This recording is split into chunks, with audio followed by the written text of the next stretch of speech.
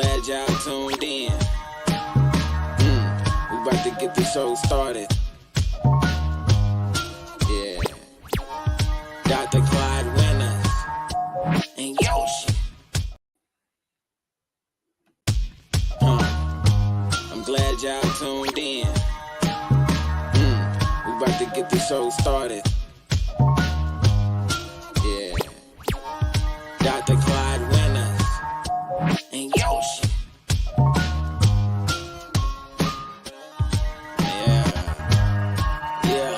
Then and now. We talking about back in the day and right now. Yeah.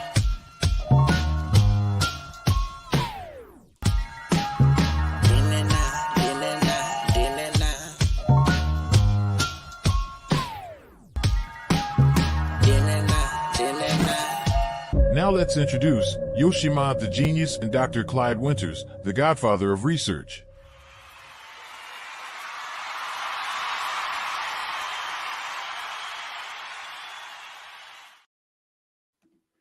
What up, though? What up, though? What's up? We back. It's hey, Yoshima, it's earthquake going on out. It's earthquake, baby. This weather got me upset. So how you been doing, man? I'm fine. What that weather got you upset? Why it got y'all messed up, man? What's going on, Bob? It's got me all messed up because a couple of weeks ago, about a week or so ago, it was 13 below for 4 days straight. And so it was 30 below zero wind chill factor. And now the last couple of days we've been going into the 40s. See, whenever we go into 40s, I get nervous because when they go into the 40s in February and March, the next thing you know, we might get 27 inches of snow. And man, I don't like digging out. I don't like digging out of the snow. I don't know what that's like in Texas. Yeah. Wasn't it a couple of years ago, y'all? Wasn't it a couple of years ago the electric grid went out? Yeah. I mean, we froze. We got ice, but we barely see snow. So to hear about you shoveling and inches of snow, nah, we don't hear nothing about that in Texas. Yeah. Shout out to my Histonians out there. Yeah, we don't hear too much about that in H-Town, for real. Hey, well, that's cool, man. But the thing is that our coldest month is January is our coldest month. Man, I remember times back in the day, I'd be going somewhere in January, the beard to be froze, icicles coming off my damn eyebrows. Dang, like that? Yeah. Ooh, yeah, boots, all that type of stuff. I gotta have some ice, some heater packs. Some heat packs. Yeah. I need some of that. Nah, but your beard, nah. Oh, Bros? yeah. Nah. Back in the when I used to wear a beard back in the day, where I used to wear a beard, then my wife, she wanted me to wear a ponytail. What the hell? I felt like a damn fool. Yeah, I felt like a damn fool with a damn ponytail. What the hell? What the hell? Long, man? What's that? You had a ponytail. So then, but I mean, hey, I think that got me. The job at Bennett. I guess the ladies, they like the ponytail. Oh, damn, we got a live one now. Hold on, where you worked at again? It was Bennett Elementary School. Oh, all right. At Bennett Elementary, that's what got you up in Bennett. Okay. Yeah. So then my wife wanted me to wear. I said, I want to wear I want you to wear a ponytail. I said, I'm not wearing no damn ponytail. I wish man, we need to have pictures of that, Dr. Clyde. That's when I had some hair. See, man. Pride died laid to the side, Dr. Clyde. Oh, yes, sir. Yes, sir. Yes, sir, man. That was I loved Bennett, but one of my colleagues, she was, she used to tell people that I was her boyfriend, And I said, don't stop that. I said, I'm not your boyfriend. You're married and all that type of stuff. But man, some people they like to play that stuff, But like I said, is that I couldn't a lot of times if you don't watch out, the ladies, they can make you into a gas man. A user. They can turn you into that. Yeah. Gas man, for real. Because they make you lot of times they think that you become they think that you hurt ladies just because you want to hurt ladies. A lot of times they indoctrinate you to do that. Oh, so they push your buttons just so you can they implement it. Oh yeah. Oh look! Here come Mr. Winter. Oh look at that! Yeah, grown ass, I got grown ass women in their hyping you up, 30s and 40s. Oh, here come Mr. Winter. Hyping you up, man. That's what you want, man. That's the cheerleaders.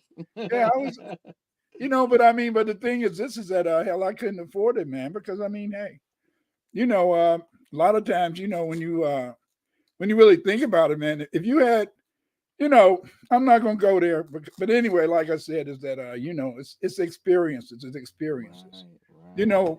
Tonight, family, we're going to talk about 9 to 5. We're going to talk about that job thing, and jobs have been very important to us, because see, as a man, when you're young, at least for me, a man when you're young is how many girls you can get, how many girlfriends you can have, how many women you can talk to. Back then, how many women you got in your little black book and stuff like that. But then when you become a man, it seems as though your whole world, I don't know about you, Yoshi, but it seems like as you become a man, it seems like your whole world evolves around a job. It seems as though, you feel you got at that job. Yes. You said yes. Why do you agree? My wife, really, my son got me to do the whole 9 to 5 and put my life and surround my life around work. My son did. If it wasn't for my son, I would have been still doing freelance videography work. But my son, him being born, which got me 9 to 5, my wife was like, nah, we need some steady income. We need you to go out there and get a job. So you're right about that. That really did the trick for me as I got older. It wasn't no more chasing tail. It wasn't no more nicking and picking or not too much concerned with my dough. I was more concerned about having fun, doing what I like, creating. And man, when my son got born, man, Dr. Clyde, that all changed, man. That 9 to 5 became real. That 9 to 5 became really real. I started getting any and every job I can get. It wasn't by being choosy and picky no more. It was like anything that could fall in my lap. But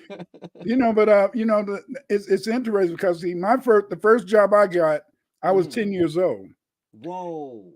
Yes, I was 10 years old. 10. And because see, growing up in Chicago is a political town.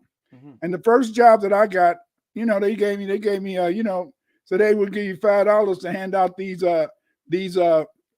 things for Mayor Daley, the first Mayor Daley. So I was going around handing out, little pamphlets and stuff. Everything in Chicago was about Mayor Daley. Like my father, he did construction. But when you got a construction job, they didn't care if you had a damn union card, a laborer's union card, but you better have a voter registration card. Hold up. So you got to have a voter registration card back in the day. So they made you vote. Yes, sir. That was Chicago, man. That's right. That was Chicago. Like you see what's happening with Fannie Willis and all these people they found. Man, that's Chicago. That's Chicago. Man, that's wrong, man. Just like even institutions like back in the Black Power days, they had a thing called the Kemetic Institute, and it was ran by Ira Carruthers at Northeastern Illinois University. Even that, man, before you could join the Kemetic Institute in Chicago, if you were married, you had to have a girlfriend on the side. Hold on, what? To join the Kemetic Institute, even if you were married, you had to have a girlfriend on the side. Okay, why was this? They always had to, in Chicago, they always had to have something on you. So down the road, if you get out of line, they can blackmail you or they can destroy your character. I wanted to ask you about blackmail. What's up, everybody? What's up, Karen? What's up, Chemistry? What's up, Black? What's up, Donna? What's up? Hey, no, a blackmail. Do you know where the terminology blackmail come from? Because it you don't, or you do? No. It seems like see, blackmail, what I look at is like if you have a high standard or you have a conscience, you can get blackmailed by something that you feel that will knock your character, or it would take some away from you that you're trying to benefit from. Um, Blackmail seems to be like something that only works on black folks in a sense, from what I look at, because they blackmail us for so much to where it stops us from progressing, to where we have a conscience where we like, excuse me, y'all, where we like, man, I can't be doing that. They know too much about me, or they know this. And as far as the white community, the pale skin, they don't, in my point of view, from what I see, they rarely blackmail each other to a certain extent. They do, but they know how to avoid all that stuff. They sneaky in a way. It's like, it don't mess with their conscience, man. Chemistry, how you doing? Chemistry, Black What's Magic, up, Karen, D. D. Foster. Foster. What up, though? What up? Black Lyron. No, but see, in Chicago, the point is this: is that a lot of times, most white people they understand to stay in line, but see, brothers, especially brothers, sisters, they already have stuff on you. That's how you got in politics in Chicago. Okay. Since they already have stuff on you, then therefore, in a sense, you should know how to just stay in line. But see, some people they have CAIDS, a very strong CAIDS sense, which is culturally acquired immune identity deficiency syndrome. And when you got CAIDS, you start to think you're as good as white folks. See, the minute you think you're as good as white folks, you're done. You're baked and done. Especially my wife always say, don't be trying to hang with them white folks, man. Right. White folks they will out hang your ass for real. Right. She's right, because see the thing is this is that you're superior. You're superior to white people. That's why they have white supremacy. Right. So they have white supremacy because the fact, in a sense, is that they don't want competition. So when you start to get Majors, you get like Jonathan Majors, and you start thinking that you're on their same level, you make a big mistake, because then you're going to slip up and start to think you can do what they do, and that you're going to get away with it. Yeah, they don't have no problem with being with animals and doing all that stuff, man. So you try to blackmail them. That's part of their family, man. They doing that, but they get you in some kinky stuff. Yeah, you out of there. Out of there and out of line. Yeah, you got a whole community of us saying, nah, he wrong for that. Just like in Chicago, in Illinois, Chicago, the white folks be crooks too, but it's always a black man or woman that they come out and they destroy. But see, that's because the fact, in a sense, is that, remember, it goes back to what Neely Fuller said. And what Neely Fuller said is that number one, the white supremacists, the suspected white supremacists, SWS, suspected white supremacists, they build up in a sense, they build up information on you, and they get you involved in certain things, like one of my family members, he was really clicked up, and they didn't touch him. But see, some people they touch, other people they don't. But it's very complicated, And so then again, in Chicago, it's about how to blackmail, and that's strange. Now you got supposedly some black power people, and they want to have dirt on you, For example, like Hunter Adams. Hunter Adams, he did a lot of stuff on the Dogon. So what happened is that he wanted to join the Kemetic Institute. So what happened to him is that they let him in, but what happened is that he was in the hospital, and his wife's cousin, visited him at the same time his girlfriend was. It messed him up because, man, his wife divorced him, and then his wife, just to hurt him, she married a white guy. Wow. Just to hurt him. Hunter Adams, Wow. So that's what you mean by they'll have some up on you. They got to have something up on you so they got to have something up on you so that they can bring you down when they get ready. See, remember, as Neely Fuller said, is that they want you to feel that they want you to feel hope, but at the same time, they want you to know every now and then there is no hope.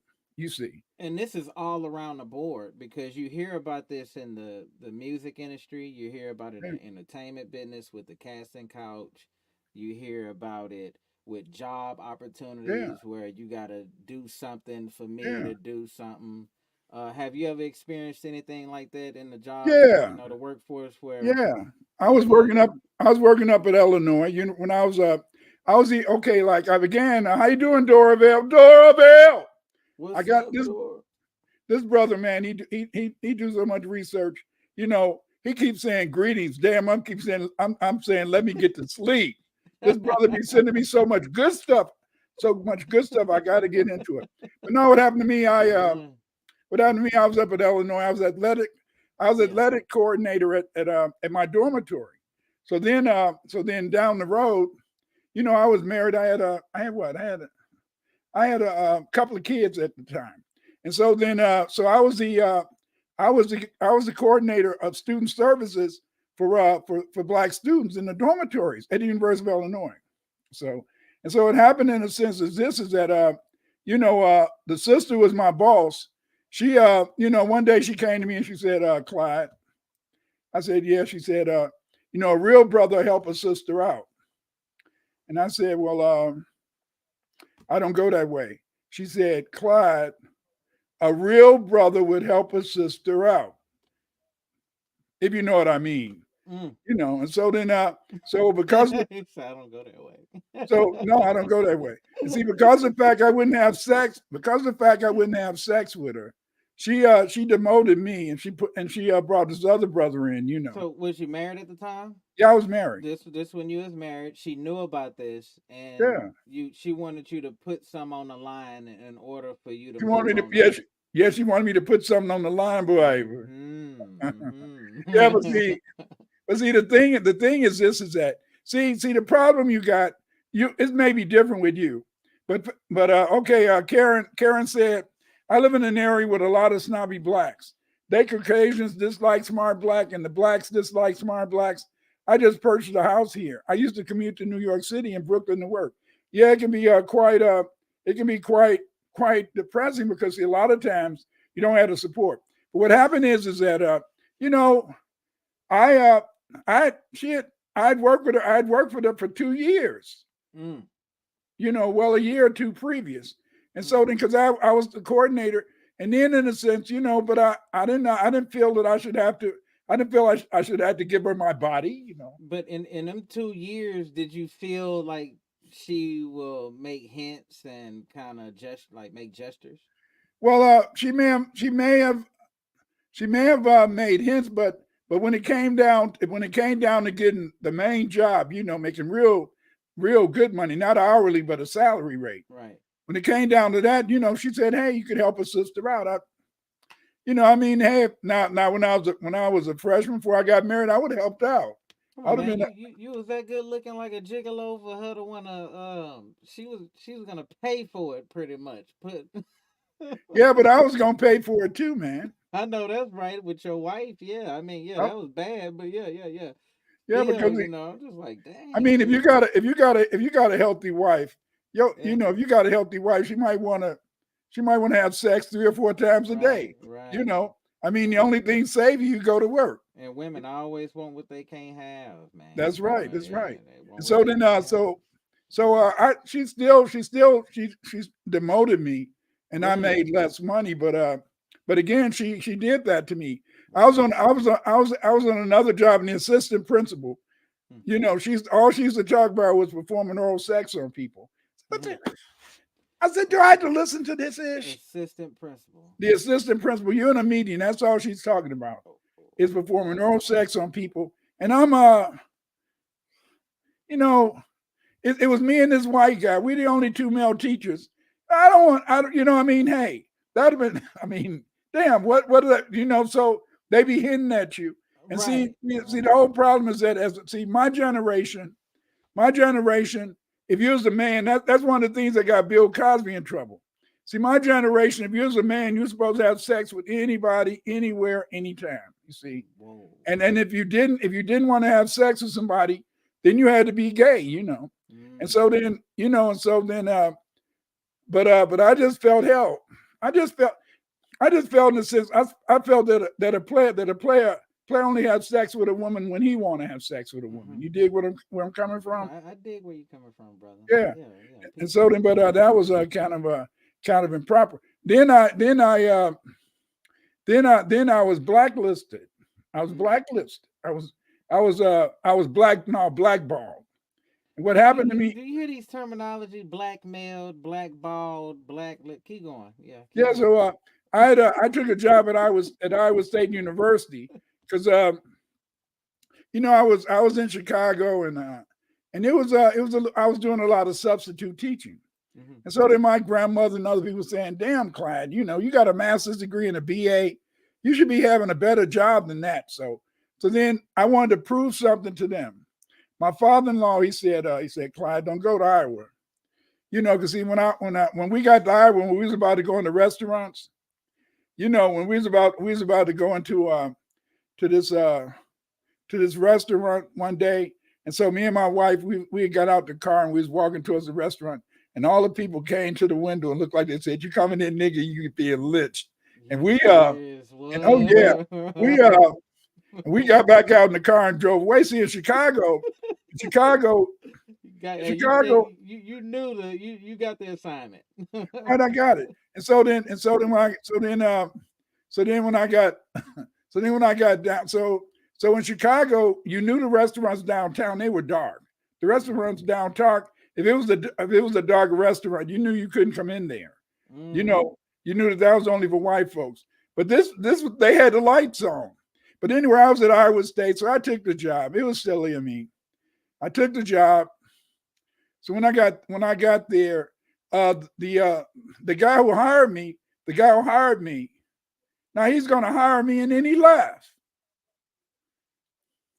Yes, he left. I was the head of the Black Culture Center, and so then this is crazy. A delegation of the sisters.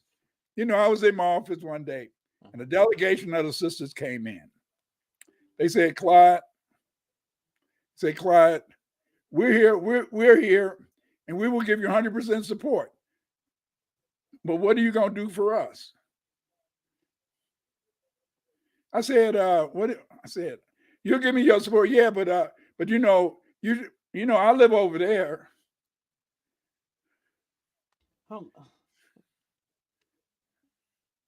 So they came to your office.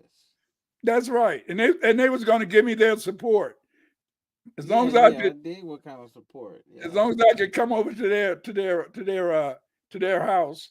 Come on, man. What kind of sex machine you was looking like? What you was over here wearing that they wanted you so goddamn bad, Dr. Clyde? When I went, the point is that I didn't see nothing in it. I didn't like I said, like I told you, my sister and her friends used to make me a little plaything. So they would kiss on me, practice kissing on me, not tongue kissing, but they practiced kissing on me, all that type of stuff. So I was used to women always wanting me. Mm. And so when I got up there, I don't know, I don't know, man. I just call it the winner's curse. I call it the winner's curse. And but the thing is, this is that. So these sisters, they said they would support me, but I didn't go over to their house, so I didn't get that support and stuff. But anyway, so then the brother hired me, and so then he left me there. And then so a lot of the people said, well, they shouldn't have hired you because it was another brother on campus. They should have gave him the job. But they gave you that support. No, what's that? So the guy that hired you, he was pretty much like your support, like your backup. Yeah, and he left. So now you're having to defend for yourself in a sense on why you're here. Yeah, and not only that, why do you deserve this position? Yeah, and not only that, but they didn't. Okay, because I wouldn't come and screw all the sisters on campus. Yeah, and you wasn't a whore. What kind of person are you? Yeah, but man, we brought in a guy. We brought in a guy. We brought in a guy, and we brought in a guy, and and he wanted to get a job on campus. So when he came in, so I was on the interview committee. So he said, yeah, he said, where they at, man? I said, what are you talking about? I said, where the lady is at, man? You know, because I said, I don't know nothing about it. Damn, he said, I came for this interview. Y'all gotta get out the women. Man, I tell you, when I got up to Illinois, I was just walking over to a party and the white folks was just screwing in the cornfields. Yeah, you did say that. Yeah. Like if you went in the rec room, you know, in college you got a rec room where the TV at. Right. They come in there, get a blanket, and go at it, man, in the middle of the rec room, in front of people. See, that's why when people talking about Bill Cosby, I understand, because it was just so much sex out there, man. So much sex. But the thing is, they be throwing it at y'all, man. Trying to set y'all up. Like Karen said, they trying to set y'all up. They trying to block you and put you in a corner and corner you, man, and take everything away from you. You know, to jeopardize your whole lifehood, your family, and all that. Yeah, but see, that wasn't supposed to matter, because see, I was supposed to be a man. You know, I was supposed to be a man, and if a man get close to a vagina, we supposed to be ready to jump on it. Right. You know, that was back in the day. Yeah. But the thing, see, when I got up there, when I went to Illinois, I was on the football team for a year or two. I was on the football team, and so then you know, the white girls, they called me Superbod, and the black girls they called me Superman. You know, and so I mean, hey. I had that physique. So you had the body. Oh, yes, sir. Yes, sir. That's why. Okay. Yeah. You can see what happened to it. You wouldn't have got out wearing them too tight clothes, were you? They didn't have shirt on. You didn't wear tight. Brothers didn't wear tight clothes back then. You didn't do that back then like that. Nah. You had to wear baggy clothes. Van Damme. You weren't Jean-Claude Van Damme. No. And then plus I could dance too. And so then so you had moves. When you show off your moves, you must be at the school dance, and you in the corner somewhere, just and they watching you. I get on the floor, man. See, I could what they call, when I was growing up, they called it bopping. Now they call it stepping. So I could get on the floor and I could step, swirl the girls around, all that type of shit. Come down, get down, nice footwork. So I was bad, man. I could dance real good. So then what happened is, okay, Bob. So then I guess they hated the brother who hired me. And so after he left, and they all decided they was gonna dump on me.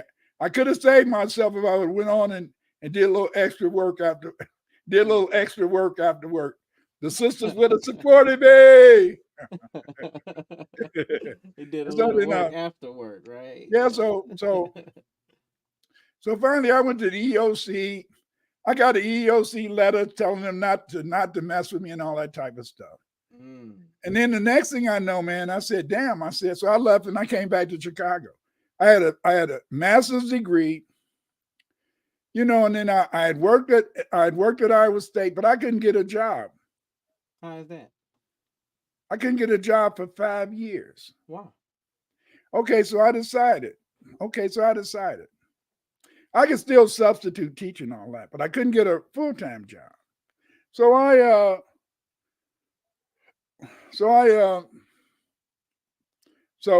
what happened is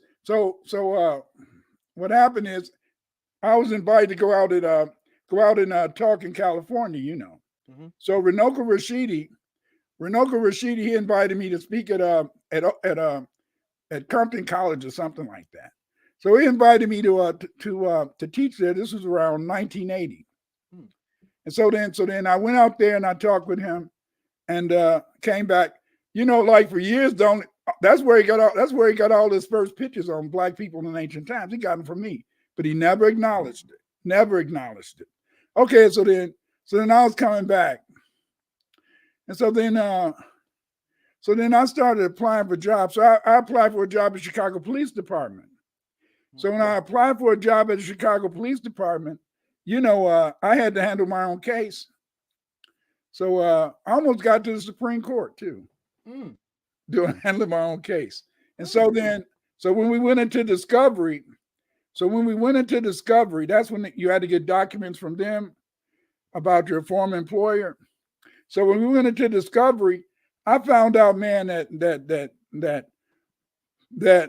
this guy, the guy who was the head of student services, for some reason he got fired after he got rid of me. He got fired. So what he did is that he took my employment file. He took my employment file out of the HR, and he put my employment file in his office. So that anybody that called looking for Clyde Winters, they had to call him. Wow. Yeah, and so man, once I took Iowa State off my resume, man, I was getting jobs all over the place. But it was all because of him. It was because of him. Yeah, Wow. he had blacklisted me For 5 years. That dude did you that dirty. Yeah, for 5 years, man. But the point is that but I mean, hey, if it would have been any other woman, she would have probably said, Nico, get out of here. One day I told my wife, I said, I said, baby, I'm gonna leave. I said, because I'm gonna go out. I'm gonna go out, and I'm gonna go out there, and I'm gonna you can go get some aid, and I'm gonna go get some aid and food stamps, and I'm gonna go and become homeless. Back then, the parks was full of homeless people. So man, I woke up one night to sneak out the house. By the time I got downstairs, I said, okay, where are we going? I said, listen, Diane, I told you I'm going out there to live in the street, and you're going to stay here and get aid and food stamps to take care of the kids. She said, when we leaving? I said, you can't come. I said, you can't come. You got to take care of the babies. She said, well, my mama can take care of the babies. When we leaving? Right. But, so every time I try to go, man, she'd get up and try to come follow me. So I said, damn, I got to stay. So everything worked out. Everything worked out after about 5 years. I started getting jobs off and on, but instead of getting teaching jobs, I got jobs in human services. And these jobs in human services, a lot of times they don't pay as much, They don't pay as much. Why they give you jobs in human services? That's all they had open, available? Those were the jobs that they had available, because they, a lot of women, would start organizations, and so then they would give me the jobs in human service. So I worked for human services, and I substituted for a while. You see, but then when things started picking up, then I got to teach at county jail for a while.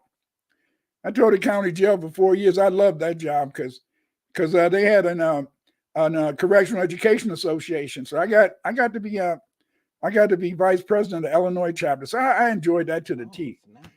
Yeah, in fact, that was what my dissertation was on. Educating people in correctional ed. Special ed, educating special ed, right?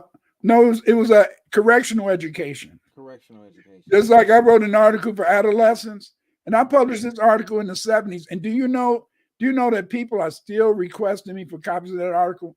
Nobody else did any research. Yeah, nobody else did any research on it. So my article is still standing, and I did that in the 70s. You don't resurface that thing, man. What's that? They are people always citing it even up to today. Because it's the only paper on that. Just like like they talk about emotional learning and all that type of mess. Mm-hmm. I was the first one to write articles on emotional learning.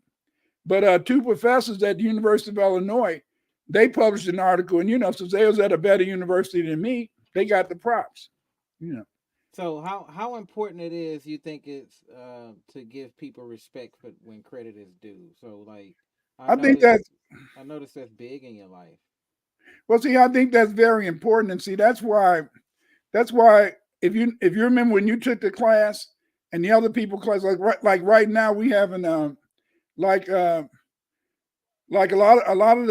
of people was in a WhatsApp thing with Reverend Matthews, right? But then and he used to use them so he could get people customers and stuff. Mm-hmm. And so then, I wasn't in the WhatsApp group because that's not me. Right. But then what happened? So what happened is that a lot of the people after they were a lot of people was hurt. So after that, now we have a WhatsApp. You in the WhatsApp group? I think now we got a WhatsApp alumni association, and so that all the people who took my class, they were invited to join the class. Sister Shanice wanted me to put everybody in the WhatsApp, but I said no. Send me your name, send me your number, because everybody might not want to be involved. True. So we got a nice little group, because see, I wanted to use the class to build a family of researchers.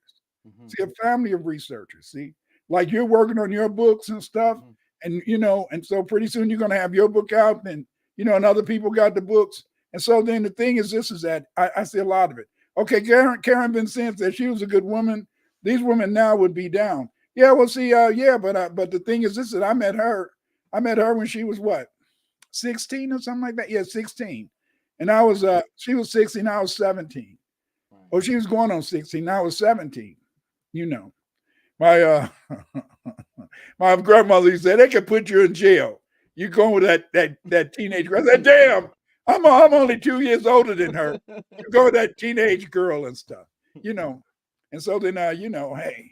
But the point is this, so then you can right now, if you go to Google and you put in there Clyde Winters versus Iowa State University, the case will pop up, See, really, the judge handled the case. He was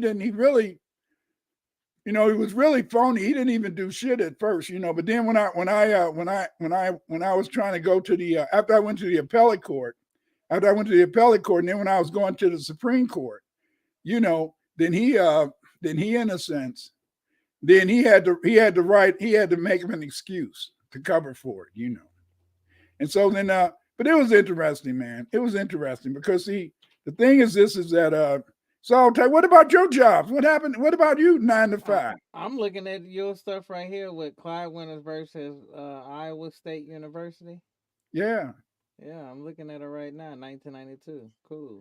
Yeah, I made that dirty judge. He had to write it now. He said that I came too late. But see, my argument was I didn't know I was being discriminated against until I applied for the job at the police department. And so then I argue that since I didn't know that I was being discriminated against until I found out, then they should have let me been able to sue them. But then the judge said, well, I should have filed my case the minute they discriminated against me. But I didn't know they discriminated against me. Wow. Until I went into discovery. Wow. Yeah, but it was okay, man, because after that, let me see. After that, I worked at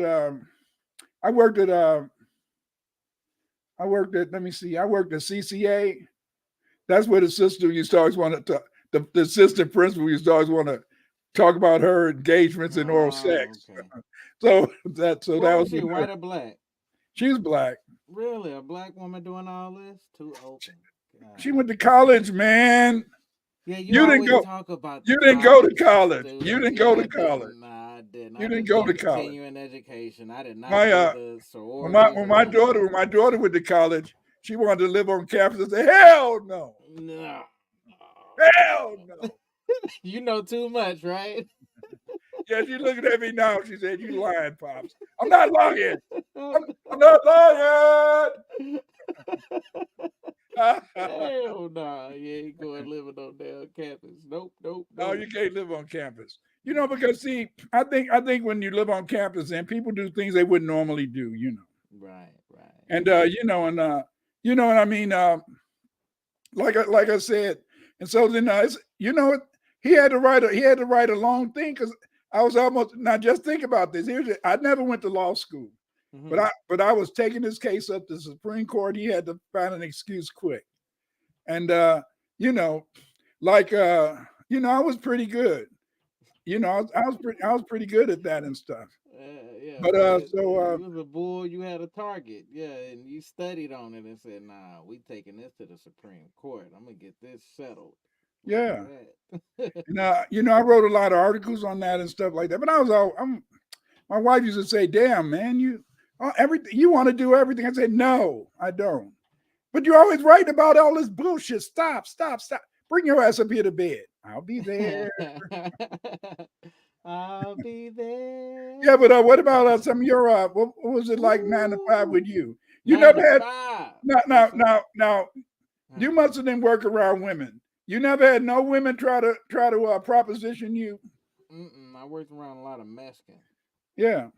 Bunch of Mexicans, and yeah, that they thought I was Spanish. Yeah, did I have any positions to, or did I take my job serious enough for me to actually want to be in that position to elevate myself?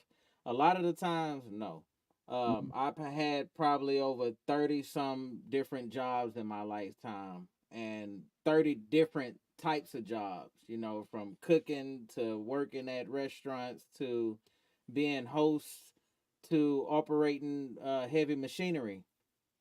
Did So you want me from to did you want me to go to the slide program? yeah, please, yeah. Okay, let me finish this. Okay, Yeah, see what you Black Lyron said, question, Doctor, would you ever consider going to law school? Yes, I did consider going to law school, but I didn't go because I knew if I went to law school, then I would have to be a super liar. See, back then I was stupid. I was stupid. I would not, I know you won't believe this, but I would not tell a lie. I would not tell a lie. Now, if I was at a club or something, and a woman said, "You love me," I'll say, "Yeah." But other than that, as far as it goes. other than that, I didn't tell. No, I didn't tell the lies. And then my mother-in-law, she's always saying, "Clyde, you're gonna tell a lie one day." I said, "I'll never tell a lie." But I was wrong.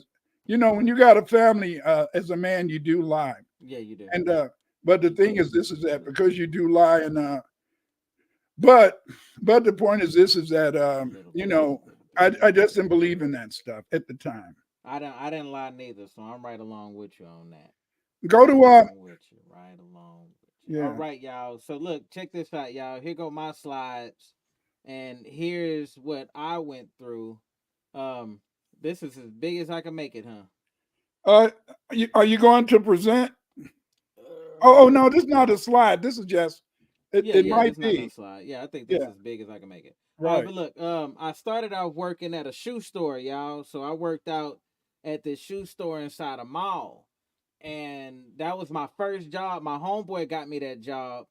And I didn't know anything about stealing. So I think this is long enough for me to tell this story.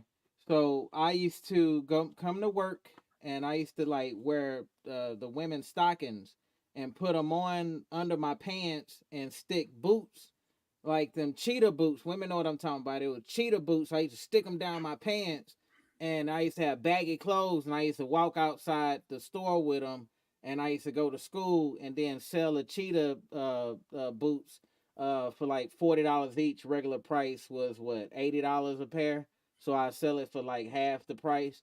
So I was well known in high school for selling women's shoes. I'm talking Saucony's to Guess shoes to the cheetah boots to you name them. I was like, yeah, I was the shoe guru, right? All right. So my homeboy taught me how to steal. I didn't know it was all bad until one of the associates caught us at the end of the day, and she was like, "Let me look in your bag," and she patted me down, and I had boots all over me. I had all kinds of boots on me.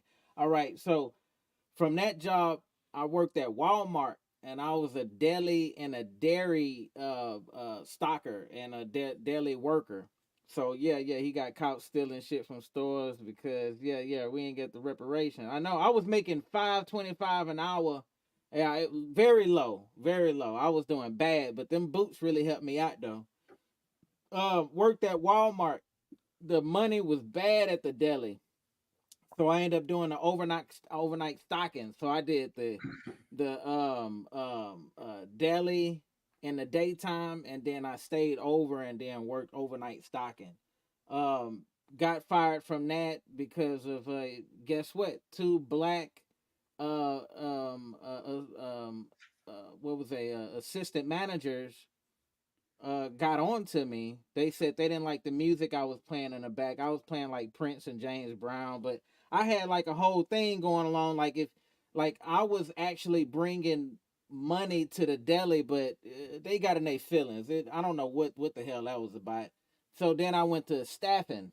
Now staffing is, anybody know anything about staffing, is like if you don't have no education, anything, staffing is something that you can apply for and get like some labor, quick labor jobs where they pay you like $5 to $8 an hour, but you're Is gonna be that working.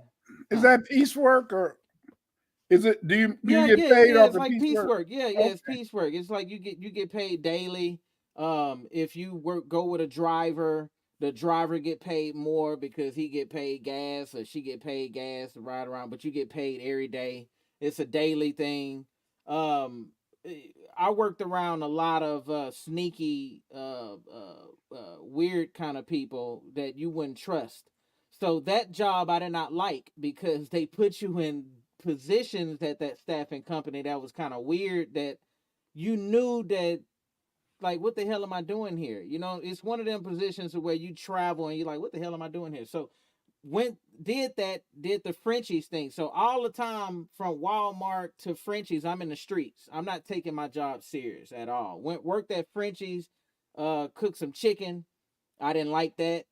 My homeboy got me the job. He was getting high in the freezer. I didn't understand how the hell he do that and still work. But he was smoking herb in the freezers, the Frenchie freezers, while he was cooking. Weird. Yeah, temp agency. Yeah. All right. So went back to staffing. In staffing, I did a whole bunch of weird stuff in staffing until I landed a job doing what is this what is this called what you call that, scaffolding. That's what it is. So scaffolding, I don't know if y'all ever heard of scaffolding. So scaffolding, I go to these plants right here. I go to a plant and I build these scaffolds, and these scaffolds, they go real high to where people look like ants. And you hear about at the job, we had to stop one time because somebody at that we was doing a turnaround, and at the turnaround you work 7 days a week, 12 hours a day. You dig that? 7 days a week, 12 hours a day. You ain't got time to do jack squat, but work. So a lot of men be up there real lonely, and a lot of the women be looking hulled out. They look real bad because all we have time to do when we go home after a 12-hour shift is what? Eat, take a shower, wash your clothes, get ready for work tomorrow, prepare lunch for tomorrow. That's it. No entertainment, no nothing. Barely call your wife. Yeah, construction. Yeah. So we know about these turnarounds. So I did scaffolding. All right. But before I did one of these hard jobs, my wife got pregnant. All right. So I didn't do no hard work with my hands. The hardest work I ever did was Walmart, and I got like a little opportunity on that. But then when my wife got pregnant, I got a job at Greif, Greif packaging, oil packaging, and I used to put together oil containers, the big old barrels of oil. We get the scrap metal and we bend it to be a barrel, and then we seal it and then test it with the pressure and send it on. I worked there until I got fired because it was a Mexican dude, man. He was tripping on me. He was an old dude, and I was selling his little Senorita mixtapes, and she kept asking for some damn mixtapes and shit, and she was going in his wallet. So then yeah, you did with the hardest work you did was boasting. Nah, hold on, wait, not yet. So I know, right? So she got upset, and he threw some salt on us. It was one day I went to work. I was chilling with another dude. Dude brought some liquor to work, and man, we got a little drunk at work, a little tipsy, and he knew about it, so he had us take a liquor drug test and everything, and man, they was hoeing me. So he did that, blocking me. So I ended up losing that job, and I said, man, I ain't never doing no kind of liquor, nothing at work again. Yeah, all right. So I was getting paid like $17 an hour. That was one of my best jobs. Yeah, I got stories. So then I ended up going to Toys R Us because I couldn't find a good job. You see, I had a good job, then I lost a good job, due to being around people that I should have never been around with. I ended up working at Toys R Us. My son was about to be born, and my wife needed that money, so I went straight to them. I went straight to them. Worked for Toys R Us, Black Friday. So yeah, Dr. Clyde, you know this was crazy. This was, yeah, I was selling a whole bunch of merch. Yeah, boosting. That's what you mean about a booster. Yeah, I was boosting. Hell yeah, I was boosting. I wasn't working. I was boosting. Yeah. All right. So Toys R Us, I did the Black Friday. And man, that was crazy, Dr. Clyde. Man, them people was buying them toys like crazy. But I was working up there with this. What made me quit was I was working up there, and this little stud, right? She was a white chick, man, and little lady was nasty, man, and she was fixing bikes. And I went over there to go help her fix some bikes because I started off as a stalker, and then they had me going there one day because she got sick, and she was making a bike every 2 days. I went in there and made 3 bikes in one day. So they was like, man, you go hard. Yeah, yeah, you go hard. You can have this position. So I end up being a bike man, putting the bikes together for the whole season. I did that until that was over, and they wanted to they didn't want to pay me good money for the next season. So, they wanted to give me 25 cents. I was like, man, forget all that.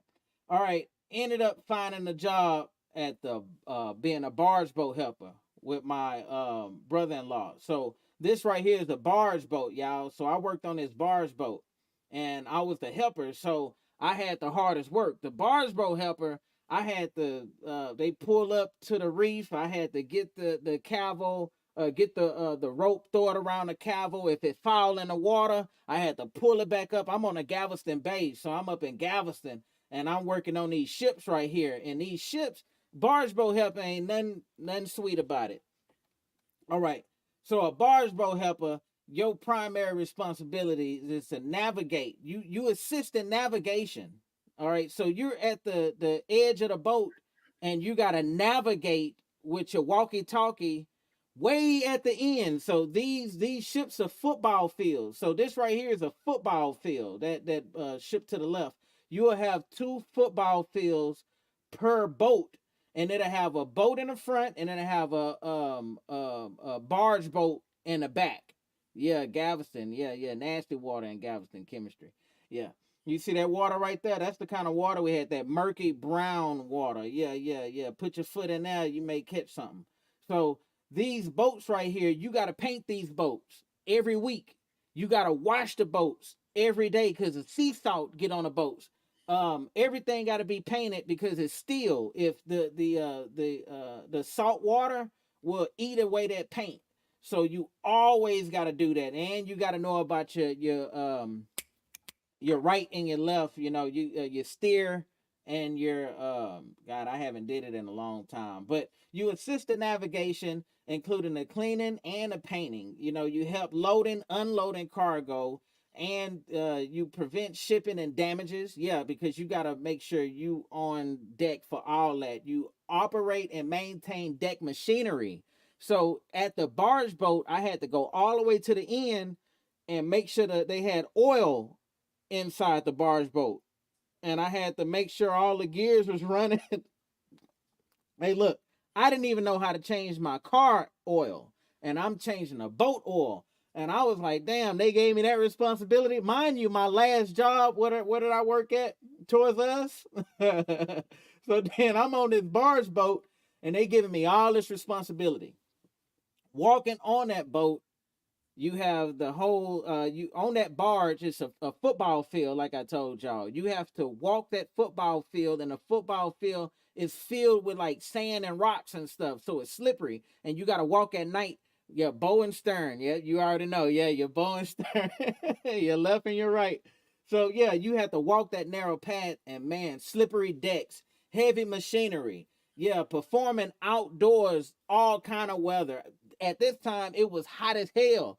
So that sun, it was like when I was working, it was like the clouds mysteriously faded, and it was just sun, and it was hot sand hitting against my face with hot wind. The wind in Houston on that boat was hot, humid wind that was just slapping me against my face. And then they had me go down because like we had a shipment, and you take that boat all the way to the end of wherever you got to go down a canal, and then you drop off your load. And I worked in day and night. So when I was on call, and they only paid me $12 an hour. Did you ever have to go to any other cities, or you just was in Houston? I was just in Houston on the Galveston. So yeah, it was yeah. I would have had to jump through that Memphis, bro. I don't know if I would have swam across that nasty Galveston water, but yeah, Mississippi River. We didn't go that far because I only stayed there a month. Because we had a white boy, man. He got on the boat, right? And he was like a veteran, right? So he gets on a boat and he helped me out for one day. They picked him up along the shore. It was weird. They picked his ass up along the shore, the coast, while we was driving. They docked, picked him up. He helped me out for like a day or two, went crazy because he was smoking DMT. I don't know if you know what that is. DMT is a hallucinogenic drug where you hit it one time and then you go to a whole nother dimension real quick. And he was hitting that and smoking fake weed, which was called Kush at the time. And so he was crazy. The goddamn dude came up to me. He was helping me out, and then he was telling me weird ass stories. First of all, he was KKK. He had a I should go to the military. He had a KKK written across his stomach, right?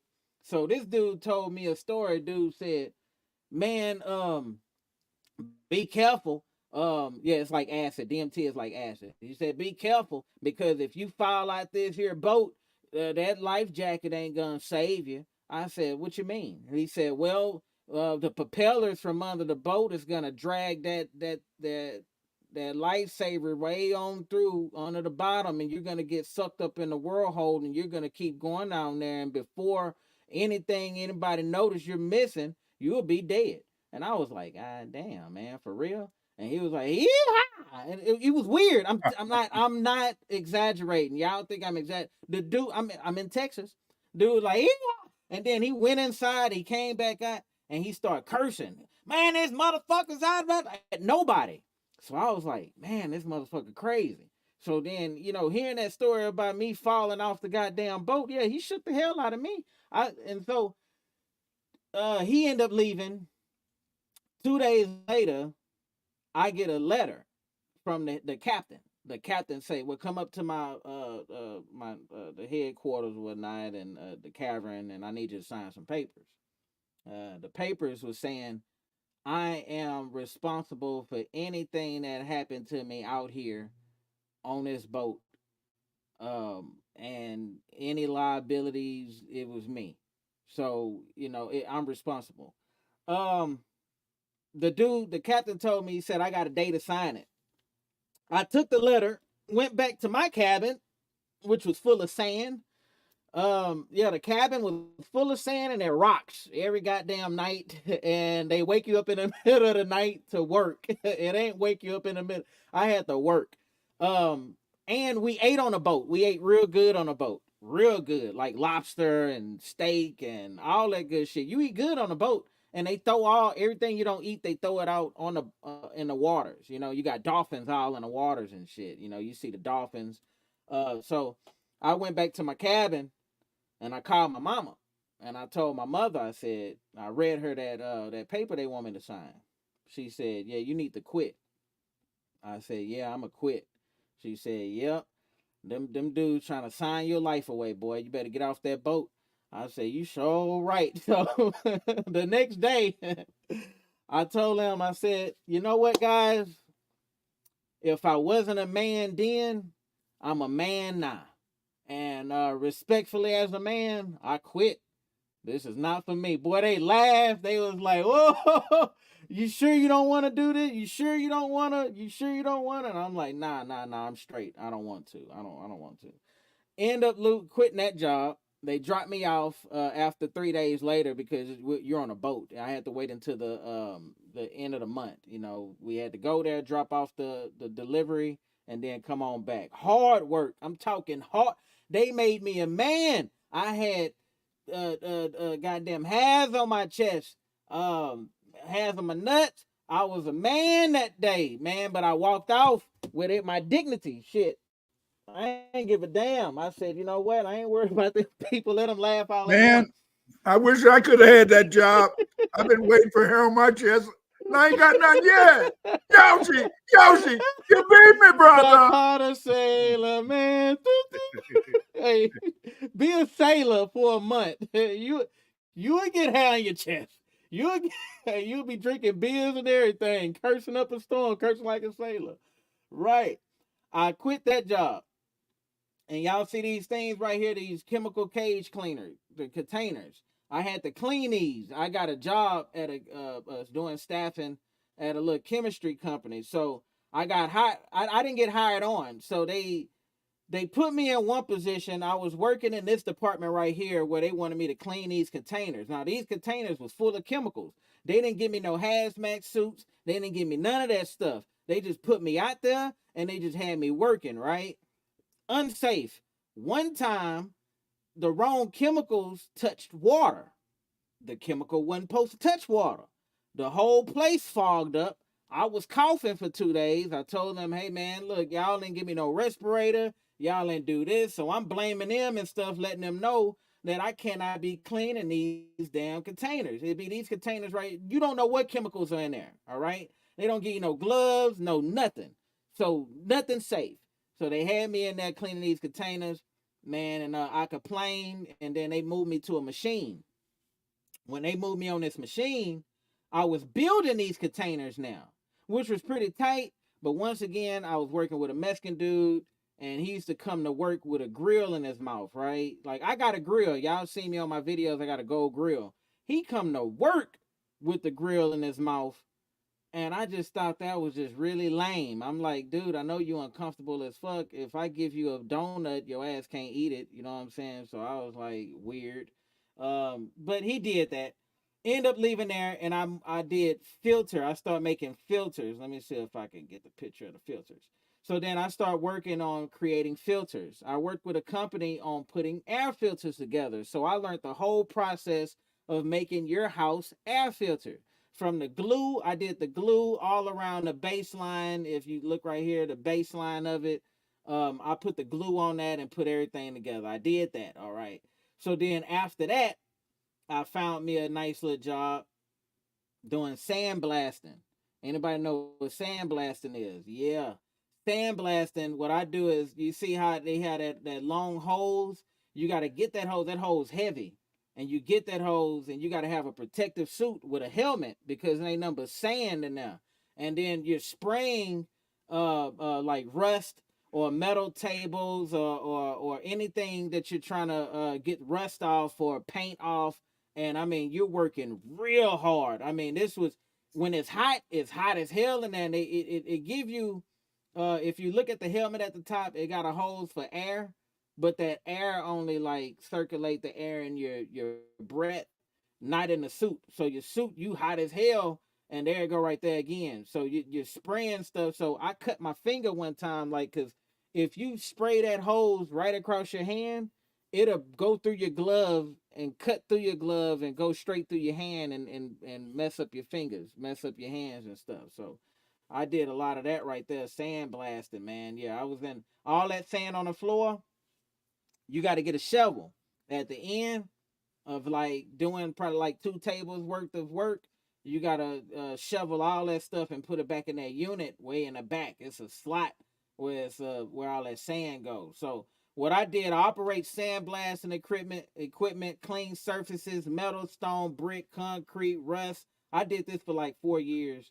sandblasting equipment. I had PPE, respirator, safety goggles against the hazards, perform maintenance, troubleshooting. I had to learn how to troubleshoot that machine. It's a big old machine in the back. I had to learn how to troubleshoot that. I didn't have experience in sandblasting. They taught me. Of course, you got to have good communication skill, but I worked with Mexicans, and Mexicans do not ask for raises. No matter what you do, a Mexican will not ask for a raise. If they get hurt, them motherfuckers be like, man, forget it. I'm cool. It's all right. Don't tell him at all. I ain't trying to, get fired. So, you had to stand long periods of time holding heavy equipment. This is when I got my physique. This is when I started noticing my body was changing. Like Dr. Clyde, he said that women was looking at him like, ooh, wee, la, la, papa. My wife was looking at me like, ooh, la, la, papa. But at this time, I was working in sandblasting. She left my dusty ass because I was on drugs at the time. I was real bad. I was in a bad depression state, and I just lost all hope. And I chose drugs over my family, and she kicked my little dopey ass out. And I got better with myself, and she brought my non-dopey ass back in, and I've been good ever since. So, thanks to my wife for keeping my head on straight. So I did that, left that job, and I went to this place called APG, and I learned how to cut steel. So I went from sandblasting to cutting the steel. All this time, I was only making $10 or $12 an hour. Wow. All these jobs, I was making $12 an hour. That's all I was making. That's all they was giving me, the max 12. Remember I told you my best job I had was Greif, paying $19. I could not get it back after Greif. I went to Toys R Us, and everything else was, the closest I made was 12. All right, so I worked on some heavy machinery at this company, and I was cutting steel.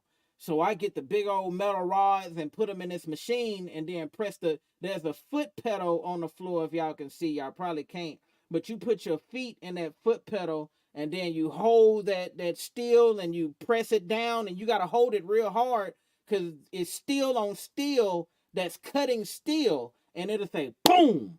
And then that you cut the steel, and then whatever pieces of metal you have at the end, that is your measured piece, what you cut. And so I worked on that machine. I learned how to fix it. I learned everything that is to it. While I was doing that, I also learned how to draw the forklift. So I never got forklift certified with the state, but I did do a lot of forklift jobs. And I went to this company called ACSI, and not to put them on blast or anything, a very good company. They taught me how to operate a crane. So I operated one of them big old cranes. Then they took me to maintenance, and I learned how to fix whips. This right here is a welder's whip. And I fixed the tip of and the insides on it. I replaced everything because the gas runs all through there, and you got to make sure it don't have no kinks or anything, or your weld is going to be real bad. There go the tip at the top. I changed them out, saved the company a lot of money, know how to break them down. So I also learned how to be a harness designer, a electrical harness technician at this job. So at this in particular job is where I start taking my job serious. All them other jobs, I was just working to work, right? At this in particular job, I said, you know what? I'm going to take my job serious. All right. But right before this job, I was working at this place right here, cutting the shears and messing with these die machines. And at this job, before my last job that I was working with, doing the CNC machinery and laser machines, I worked here. And at this company, it's called APG. And what I did was I worked on a CNC machine that uses water jet lasers to cut out anything, materials. I was in control of cutting and creating a design for the patents for transporting the wings that go on them windmills out there in the country, them big old windmills, the projectors of the electricity. Well, them big old blades got to be transported. I created the patent for transporting the blades, and yeah, I was getting at that job. I was getting paid $10 an hour. Um, and let's see, what was the job paying you more than 12 hours a give? What was this the job? No, no, no, no, no, no, no. This job right here. At this job, I was still getting paid 10. So at this job, I was getting paid $10 an hour, and they guaranteed me overtime. That was their way of compensating for paying me $10. And they did not hire me. They kept me as a on staffing through staffing agency, because through staffing agencies, the reason why they're staff agencies, family, is because the staffing agency allows the company not to pay for insurance. When a company pays for insurance within the employers, and after the 90-day period of being on what they call it, what's the water, when they say that you're kind of like on probation, yeah, so they give you a 90-day probation. So on that 90-day probation, you cannot mess up, you cannot do anything wrong. Your main goal is to get hired. Once you get hired from the 90-day probation with the staffing company, that company will pay you what you're supposed to be paid. So if you're getting paid $10 an hour, then when you get hired on, they'll pay you $12 an hour, what they supposed to be paying you. So you think. All right. Once you do that, then the company you're working for vacation pay. So when you get onto the job, you're not only working to get an increasement of pay, but you're working to get enough hours to accumulate vacation days. Because once you get your vacation days, is when you can say, fuck this job at any given time, at least for that one day, and get paid for that day. That is a great time. So you do that around MLK Day, so you can, you can take a day off on a Monday and be off on Tuesday. You take extra days off, and you use the holidays with that. So you use that to your advantage. At this here company right here, when I was doing the shear cutting and I did the whole patent, they wasn't paying me nothing, man. They really used me. And I knew that with the company. And no, they didn't. They didn't compensate me at all for it. My cousin was upset because we knew the managers, and we was talking to the man. I helped create the design. Like I created the design and shit. And they know it, but hey, I wasn't tripping. What I learned from them was you can't give a company all of your ideas, because when you sign on with a company, not only are you signing a contract with that company to work for that company, but also a lot of the times you sign your ideas away. I don't know if y'all know that, but if I always read the fine print, I always read the manuals, the handbooks, I always read them in every company. So you sign that away. I know when I was working at Greif oil barrel company, they would tell you straight up that whatever you do here, whatever you create at the job stays with the job.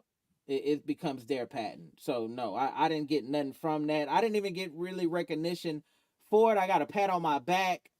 They didn't even hire me for it. So I ended up leaving that job. Like F them. But before I left that job, I'm gonna share with y'all something real dirty. I put like stink. I had like this fart smell, because man, I did not like the manager. He was a cake. That dude was using me. So on this door walking out, I put some fart spray on his door. And when he walked out, he smelt his hand, and he had to walk around the building smelling like shit the whole day. So that was like only that was the only good comeback I had from that job. But other than that, nah, I didn't like that job. So worked at the last company I worked at. My last job that I did within this company that I start taking serious. When I start taking this company serious, they gave me I start making $19 an hour. When I took the company serious, they started me off at 16. So they started me off at 16, a year in, let's see, 90 days. I went through my 90 days period staffing, and they hired me on. With the hiring on, I had to wait another 90 days. You see how they get you? You have to wait another 90 days in order for you to start getting insurance. You see? You see how they fucked me? So I had to do that. And then on top of that, they gave me a 50-cent raise once I got hired, right? Like that was nothing, $16.50.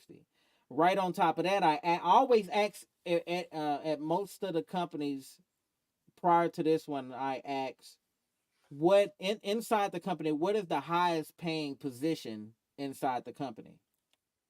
I find that out.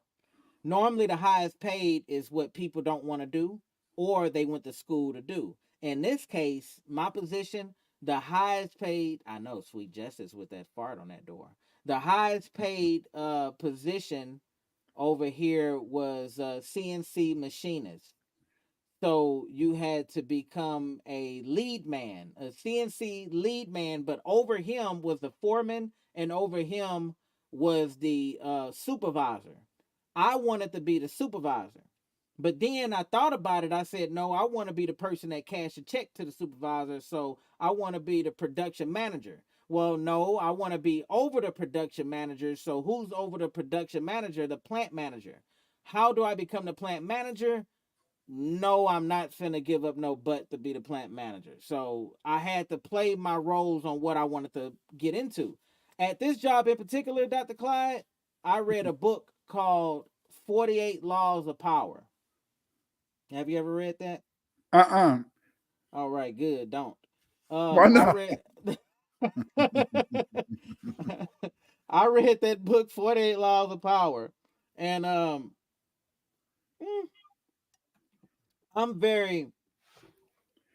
easily influenced off books.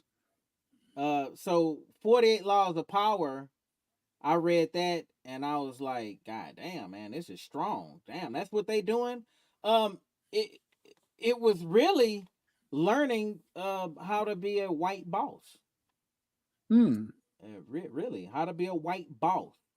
How to blame other people's for your mistakes and how to accept other people's accomplishments for your own. That's fucked up, ain't it? I learned about that, the 48 laws, and I was already doing some of it as far as being a leader, being somebody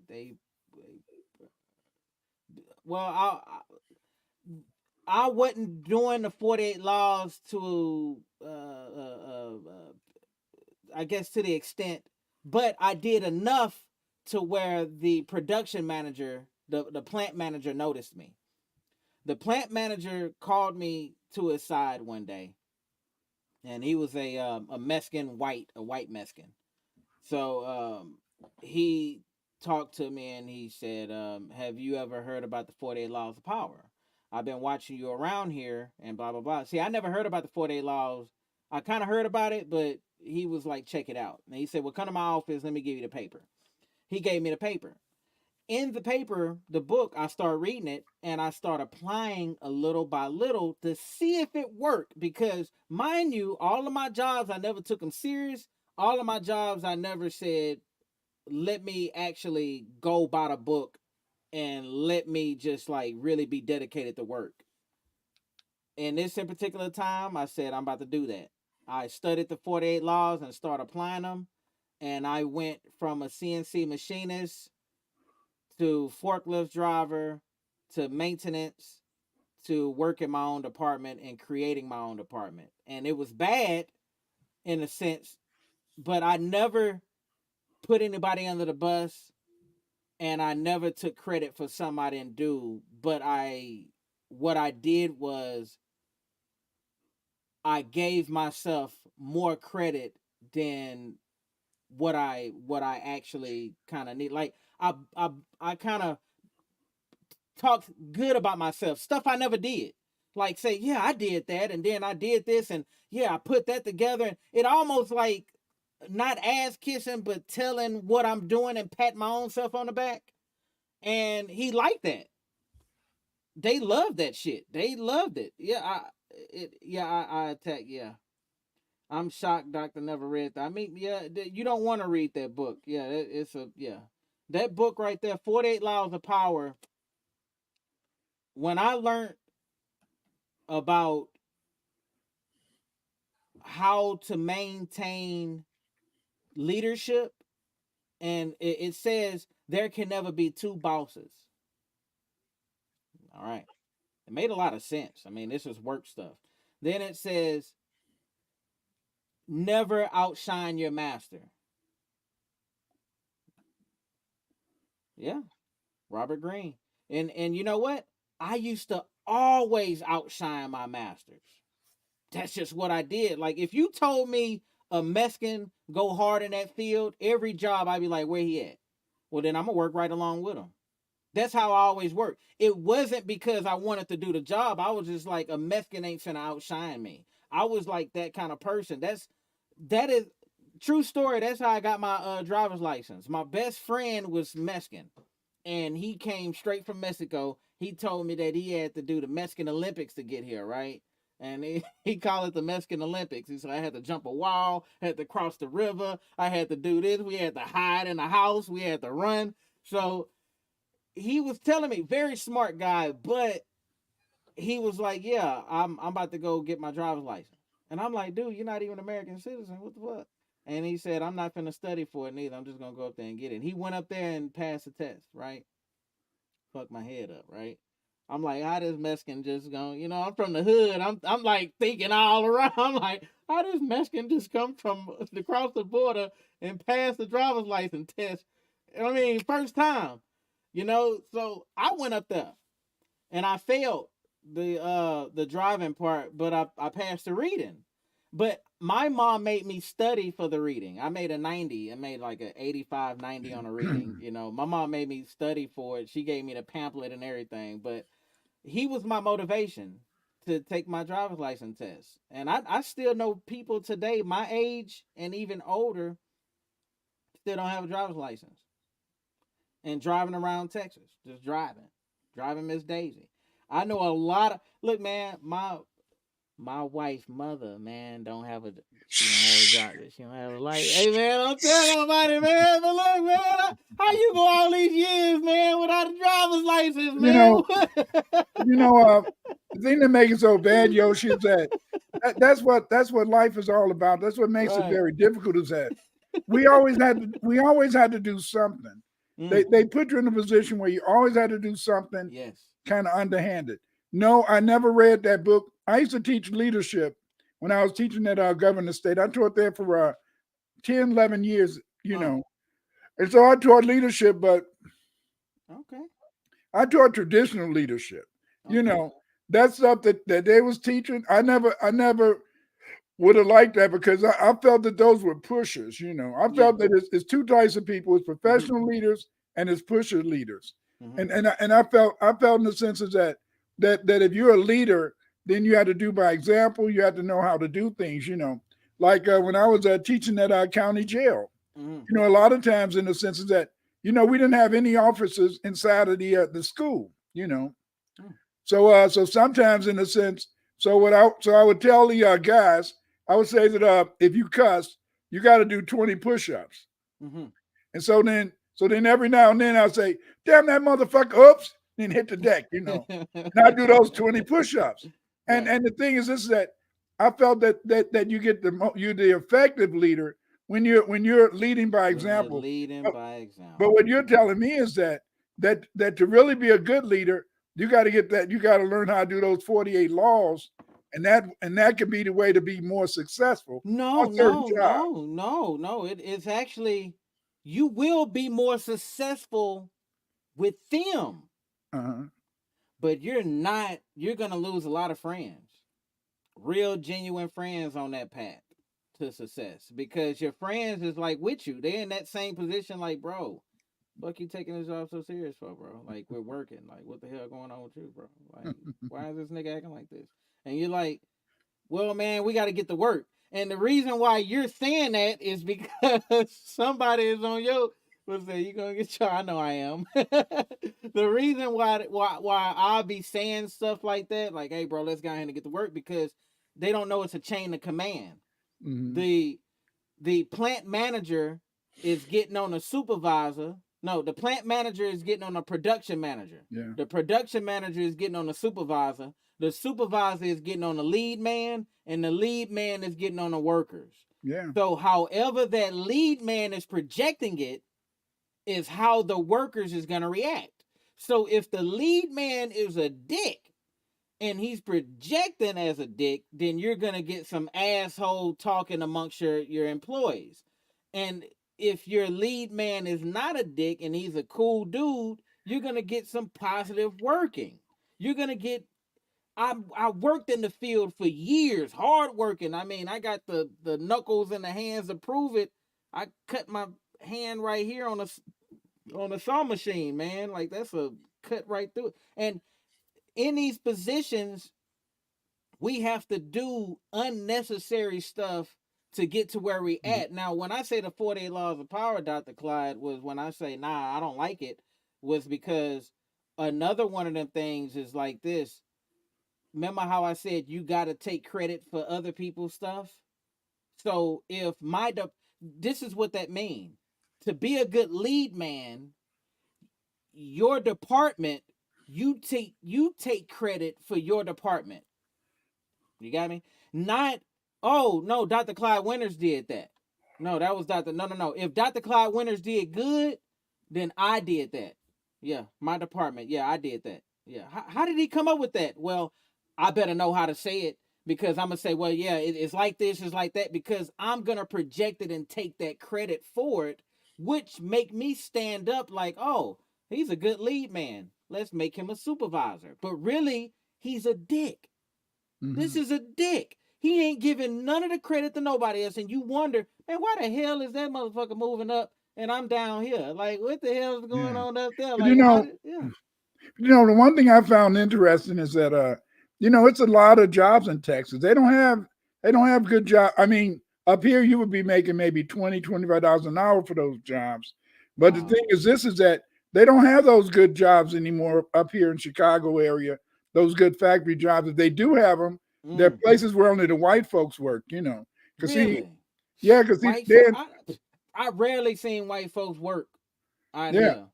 White folks don't be working hard. When we see a white person working with us, Dr. Clyde, we look at him and say, man, that motherfucker messed up. Like my brother messed up.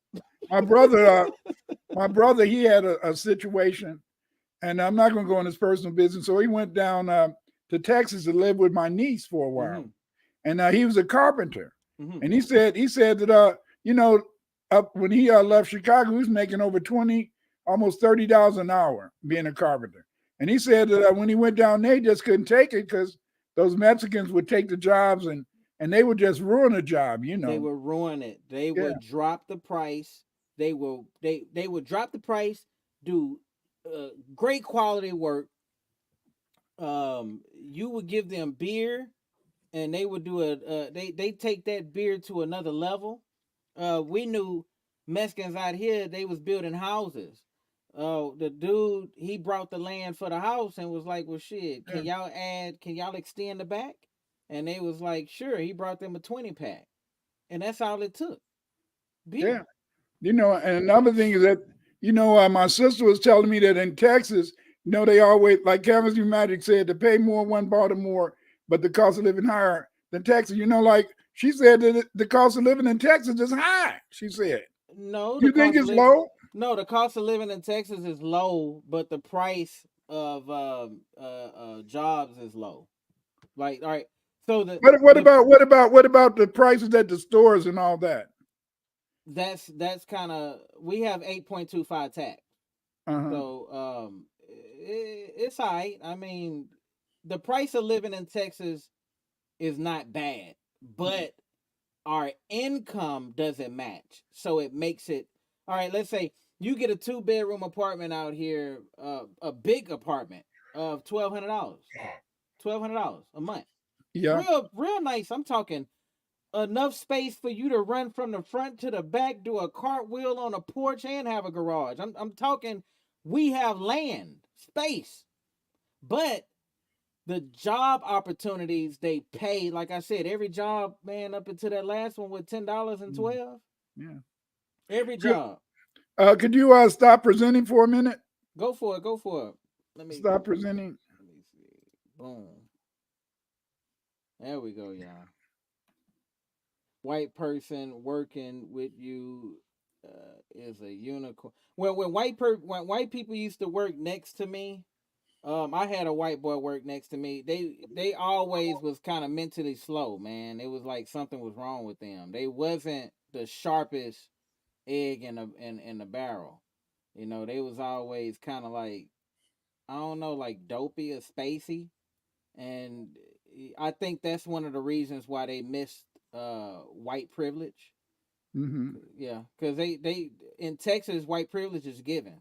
You come into a job white, you automatically 18. Wow. Yeah, what the? I witnessed it. We're gonna talk about that after this here short break. This right here is our short commercial break.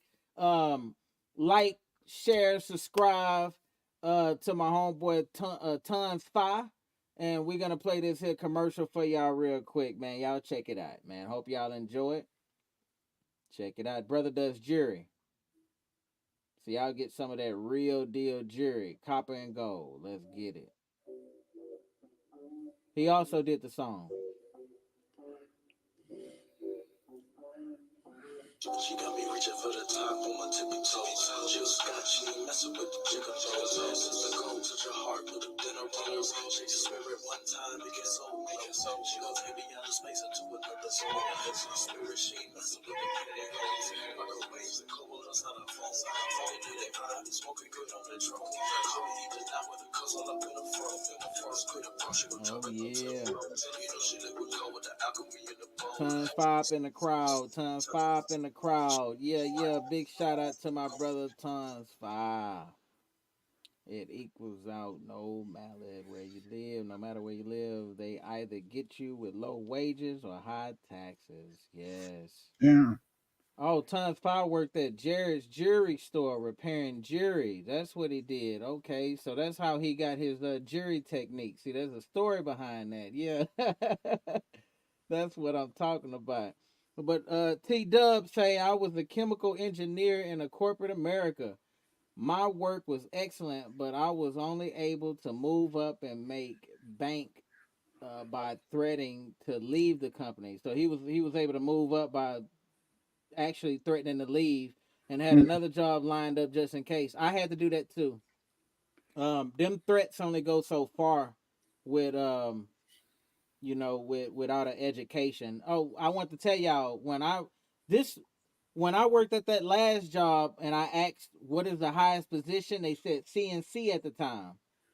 And he said he would give me an extra $1 if I go to school for CNC machinery. I said, yes, I will. He said, all right. So he had the recruiter to come to the job. It was for San Jack. The recruiter came. Mind you, I don't get along with the supervisor. The supervisor name is Robert Z, and I don't like him for shit. Fuck Robert Z. I ain't gonna say his last name. But Robert Z, he was a white Mexican. So this dude was like, it was like working with KKK, man. It was like, man, this dude thought he was white, man. That dude, I swear, man. He would make like corny ass white jokes, like at golf, we hit a putt and we say putt golf. And we'd be like, man, what the fuck this dude talking about, man? And he would say stuff like that out the blue, and it would be random white jokes, and you'd be like, the fuck wrong with this dude, So didn't like him. He offered everybody that college course, right? Because he got money from it. So they got a grant. What he used to do was he was cool with the dude that got the college grant, the funding, the dude with the funding, they would go in and they would recruit different people within the job and split the bank or whatever the heck. I don't know how it worked, but I know he got paid off of that. The tactic I use is very dangerous and usually does not work out. I retired after 30 years and yes, I'm back. Yeah, that tactic doesn't work all the time. But I was with this dude. He came in, brought the recruiter. I was absent that day.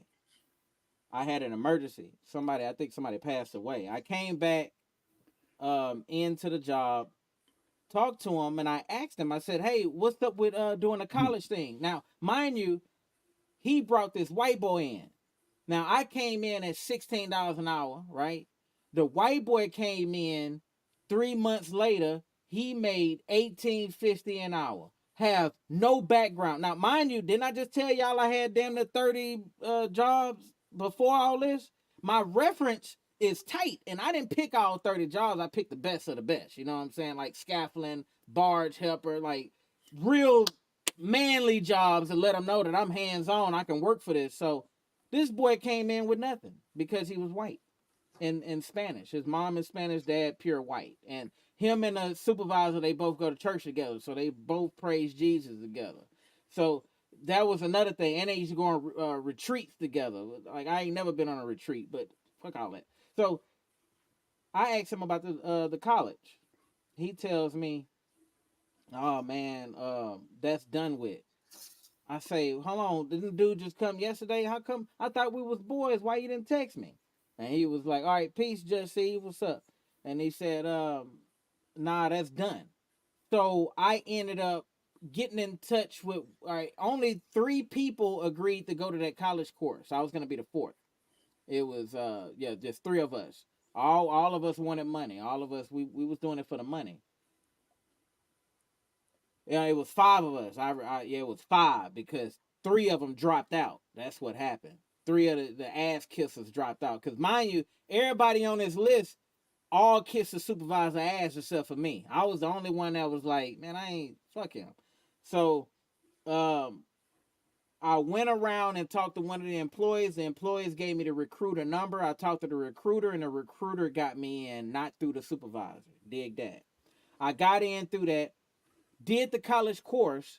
The white boy that he put in the college that he gave all opportunity to, his ass dropped out and failed. The other 2 dropped out and failed. It was just me and this other dude in there named Frank. And Frank used to always tell me, Frank was funny. Frank used to say, he used to tell me, talk about the supervisor. He'd say, man, I hate his fucking face. And I'm like, damn, you're not talking about his language or how he talk. You hate his face. You know, he'd be like, yeah, man, I hate his face. You know, he didn't like that supervisor. So we passed. I made an 89 and he made like an 80 something. He cheated off of me. We passed the course. I demanded my $1. That motherfucker didn't want to give me my $1, Dr. Winters. What? He didn't want to give me my $1, man. I had to go talk to the plant manager, ask the plant manager, hey, I had an agreement with your supervisor. If I took this course, I get the $1. But here's the thing. The reason why he didn't want to give me the $1 was because his protege didn't take the whole class. That's fucking why. So he didn't want to give me mine because he was lying to me. He thought I wasn't going to make it through that whole course, but I did, Dr. Clyde. I made it through the whole CNC course, and I was good from now. But as far as me witnessing white privilege, I witnessed it big time at many of my jobs, and a lot of the times it was facts talk. Y'all shit, same thing when we trying to get loans. Yeah, just like loans. I noticed that I didn't work around a lot of white boys because white boys wouldn't do the hard work that we did, like scaffold building. When I did the scaffold building, sandblasting, the barge boat, I seen a white boy there. That dude was crazy as hell. To Toys R Us, you know, that stuff inside anything AC, I see white people. Outside of AC, I barely see them unless I'm working at plants, you know. But really, Dr. Clyde, it was the ones I didn't like the most, and the most racist people that I have met has not been from white people. It's been from Mexican people. in Texas. Mhm. The white people don't give us that lip. They have the Mexicans to do it. The Mexicans give us the most lip. They kiss the most ass, and they think that they're closer to white than us than anything. They just think that they just so close to white, it's fresh, that they don't understand what they do to our community. They don't understand when that white man spit their ass out and throw them away. Where y'all gonna go to next? Yeah, but but I think it's because the fact is that they've always put tethers. The original tether back in the day was the Red Indian. They would give a Red Indian more opportunity than they would give, in a sense, give a FBA. Then over the years they did certain things. But see, last Friday they talked about that it was 300 that they made 325,000 new jobs, and this is so bull. It's so bull. Really? And the sense is that you've been lucky, but in reality they're lying to make people think that everything is going good. For example, in 2021, for Black people in Chicago, 20 to 24, it was the unemployment rate went up from 43.7 to 57.4%. That was for Black men, but for Black women, listen to this. For Black women, their unemployment rate went up from 32% in 2019 to 60% in 2021. And yet they're bringing in all these immigrants to get these jobs. And see, it's been a mythology. And this mythology is that they've been selling us a bill of goods. They've been making us feel that from 9 to 5. How you doing, Solar Royal? How you doing? They've been giving us, in a sense, a lot of bull. They're making us think that there's so many jobs out there, but it's not a lot of jobs. And this whole 9 to 5 thing, I've had my experiences. You've had your experiences. Oh, yeah. But all of these experiences are always individual. And I think the brother, in a sense, who talked about the fact that he was able to use the fact that he was a good employee, he was that nigga in the closet. See, every company back in the day used to have a nigga in the closet. This nigga in the closet, what he did is that, you're laughing, but this nigga in the closet was at Ford. Nick Closet was General Electric. They had a nigga in the closet. Whenever it was a problem on the job, whenever they need to make more money, they would go and ask the nigga in the closet. Nigga in the closet, what should we do next? And then nigga in the closet say, Massa, this is what you do next. Yeah. But see, what happened is that in the 90s, they got rid of all the niggas in the closet. They got rid of all the old heads. And then, in a sense, they started moving all the businesses away from America to China and Texas and Kentucky, And so then what happened is that as they moved all these businesses out, and without a nigga in the closet, we've been going down, you see? We've been going down. And the reason that we've been going down is because the fact is that they won't give brothers like you and others the opportunity, you see? They won't give you the opportunity. And so then what we find is that instead of people getting the opportunity to be able to make money on jobs, these jobs are not paying enough money really for people to survive. And they want to claim that a lot of Black women are working, but a lot of Black women are working jobs that aren't paying hardly any money, And see, we forget that in 2019, it was a lot of unemployed people. And sadly, many of these people did not go back to work. They did not go back to work. Yeah, just like COVID, right? Yeah. A lot of them didn't go back to work. I want to share with you a story real quick on go ahead. On foreigners. In Houston, there's a lot of warehouses. A lot. They scattered all over Houston. In these different warehouses, you have different groups of people that work there. Not everybody can work at these warehouses. Okay? Some of these warehouses are sweatshops. Some of these warehouses are, you would never know it's owned by major companies. Like I worked at one of the warehouses. I got in through a foreign friend. He was from Africa.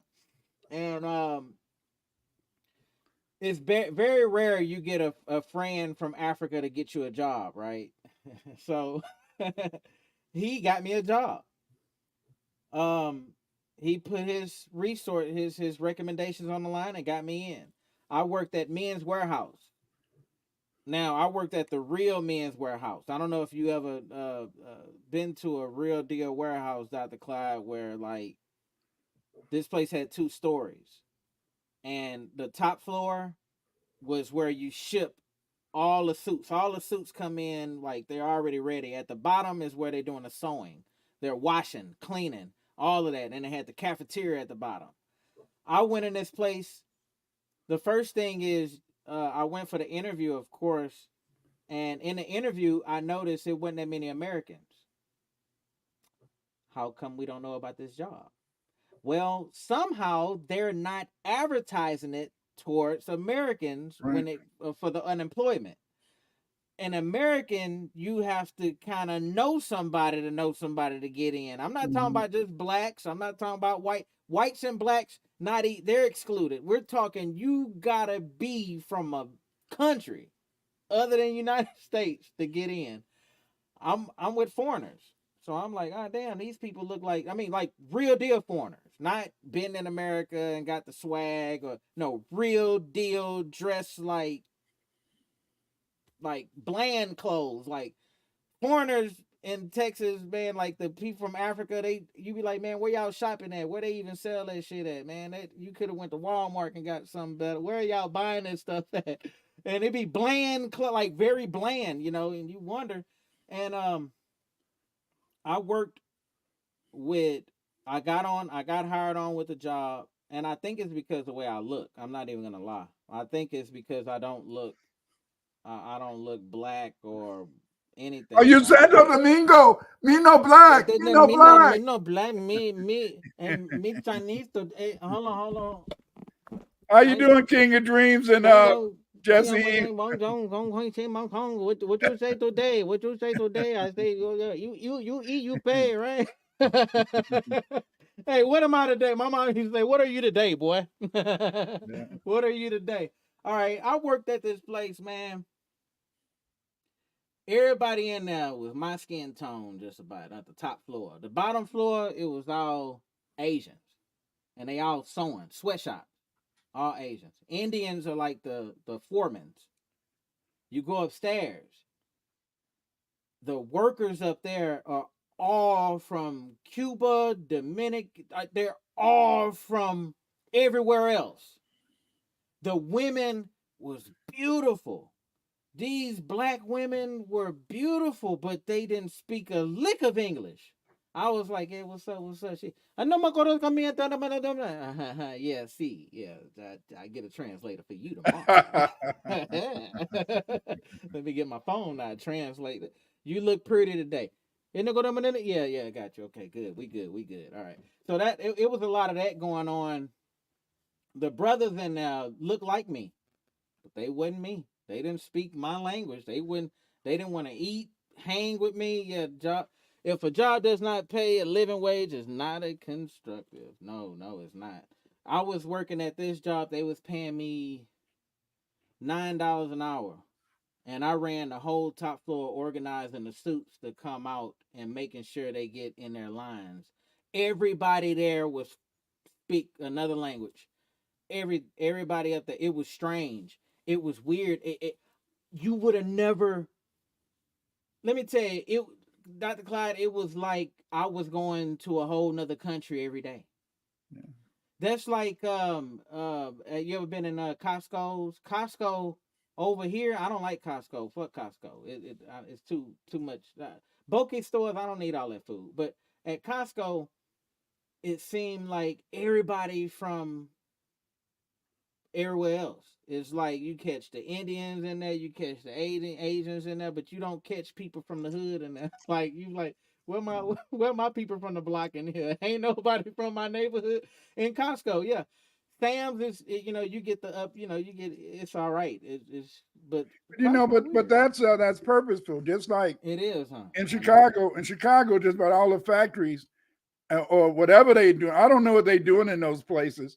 But all these places where you see people going to work they're in the suburbs, and it's mainly white people working because people don't have that transportation. Same thing like with Costco, wow. Sam's Club, all that. Wow. They're in places where you probably in a sense cannot go. And see, we don't even think about this, and they're trying to sell us a bill of goods that everything is okay. Now you go in the store. We used to have, sugar was 5 pounds, 5 pounds. Now it's 4 pounds. Everything you go, if you've been really shopping lately, Yeah.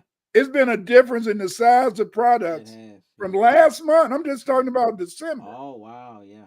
Since December, a lot of things have got smaller and smaller. Yes. But what it is that that we're in a situation where people understand that 9 to 5 is so important. And when you don't have a 9 to 5, it's kind of hard. And see, what makes it really bad is that back in the 70s, 80s, 90s, a lot of people, remember the vast majority of Black people, you were lucky. You're very lucky, Yoshi, because the vast majority of Black people are usually working for the government, teachers, city hall, places like that.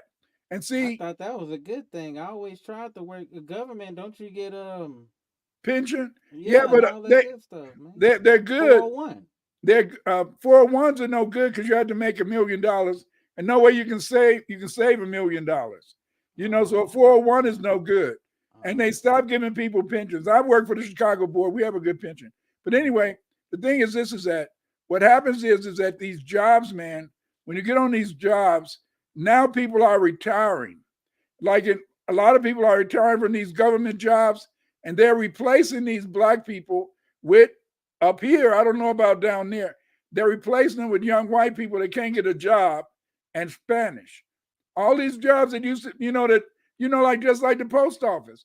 The average white person up in Chicago would not take a job at the post office up from the 80s to the early 2000s. But now white people are taking a lot of jobs that they normally wouldn't have took, because the fact is that the unemployment rate is so high. But what we have to understand, in a sense, is that you have to be prepared to do the things that are necessary. But a lot of times they're not allowing us to really be able to get these opportunities. You see, and because they're not allowing us to get these opportunities, that things are becoming very negative.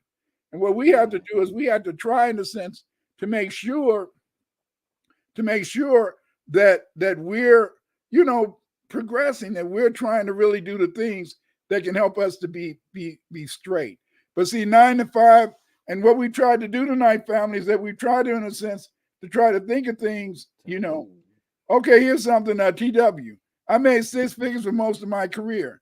Many whites on the job hated my guts for taking a white person's job. The only thing that saved me was that the higher ups like my work. That's good. The thing is but you can make 6 figures nowadays, but it's kind of hard to live off 6 figures. I'm sorry to say, but the thing is that you have to kind of, in a sense, keep your head up and hope for the best. Here's something, you want to read this? Yeah, we have a lot of warehouse businesses in our area. E.g. Amazon, we have a lot of non-English speaking people. They look out for each other. They really do. They do. Spanish people look out for each other big time. When Spanish people see that I'm not Spanish, they do one or two things. Either they get really ignorant and upset and curse me out in Spanish and ask why my parents didn't teach me Spanish. Because my parents ain't Spanish. Y'all don't even recognize y'all own looking ass. I mean, shit, goddamn. Me no black. Me no black. Me no black. What are you? Well, shit. They don't know Dr. Clyde. And, and then the other thing is they get upset and talk shit, or they will just walk on and be like, all right, I'm going to just stop talking Spanish. But, now, this is off the subject, but you brought up the clothes that these brothers wear when they come from Africa. Yeah. I had when I was at university, I took Swahili. Mm-hmm. I used to write articles for Swahili magazine, but anyway, I took Swahili, and it was taught by a Jesuit priest.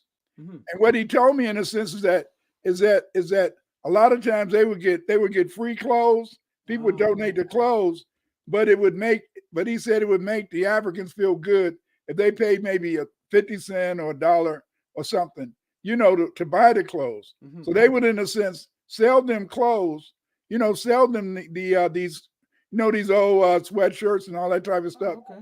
They were celibate because it made the people feel that they didn't owe anybody anything. Oh, But I think the thing that makes it very difficult is that, you know, I really, you know, I look at the mayor of Chicago now, and I look at the governor of New York.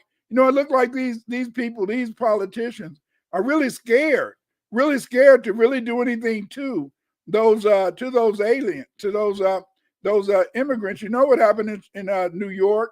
These 5 immigrants jumped on 2 police officers. right. You And they mentioned let that. him out of jail. They Yeah. let him out of jail. You know, my daughter, she said, "Hell, we would have." Anyway, I'm not going to say what she said, but anyway, the thing is this: is that that in Chicago that wouldn't have happened. But the thing is that when you think about people got the nerve, you know, if you or I would have attacked those police, they would have shot us. Oh But yeah. they had the self control not to shoot those immigrants who attacked them, and on top of that, the immigrants in the sense, oh Karen, Karen, 14 immigrants. God dang, man. Karen says it was 14. Wow, Dang. One of those guys got arrested again. that's God weird, dang. man. That's crazy. Man. Yeah, that's crazy. Yeah, that's crazy. Yeah, you know they said so. I can't imagine. But anyway, did you want to have any last words, Yoshi, before we go? Yeah, I had a lot of jobs in my life, y'all. And what I learned from all these jobs is if you can work for them, you can work for yourself. If you can give them 40 hours of your time to create something to build their company up, and you know that you're getting underpaid like a mug, Yeah. then you take the initiative and create your own business and do exactly what they're doing. So I looked at all my jobs and what I work with my hands, and I decided to do the craft in creating content, creating the music, creating visuals. I did all them jobs because it was survival. And y'all do what y'all need to do to get Mhm. y'all bread, to get where y'all got to get, to become your own boss or to become your own executive, to become your own business I, entrepreneur. What's up? I think you're absolutely correct, but I think it's just like Boyce Watkins. Yeah. Boyce Watkins is always talking about brothers need to start their own businesses and get things started. But he fails to tell one thing, you see, Hmm. is that you can start your own businesses, but you got to work and somehow acquire the money because You have to. like Black Chemistry said earlier, they're not going to give you loans. You know, No. when I was working at when I was teaching in county jail, it was an Indian brother there named Xavier, and so Xavier said, Clay, look. So I said, what's up, Xavier? He said, Clay, look, and he had a letter, man, and this was in 1991. Hmm. And the bank was offering him a loan of $65,000 to start a business. He said he didn't even apply for it, but he was from India. See? Yeah, they And do so that. then Yeah. and so then when Boyce Watkins is telling people, Yeah. you know, to just go ahead and start a business, you No, got to no, work no. first. You See? gotta work, build it up. I even told my wife that. Yeah. My wife say, "Hey, it's why your business so slow?" And I said, "Well, I'm grateful to have you because she's able to maintain a 9 to 5, believe in my craft and my dream enough to put up with my dream for me to create and get the clientele that I need or get the clients that I need." So I like right now, Dr. Clyde, I can't if somebody said, "Man, I got 10 clients for you right now." Man, how am I supposed to do that, Dr. Clyde? I'm gonna be like, hold on, wait. Hey, I need one at a time. Yeah. Let me schedule this right and make because it's only me. So that's what I say about your business. You learn how to structure yourself by working under Yeah. businesses. See, I have 30 jobs under my belt to where I can actually look at my business and know how to run it. But Yeah. if you don't have that experience of knowing how to be a good follower in the business, how are you going to become a good leader in your business? You got to be that good follower first.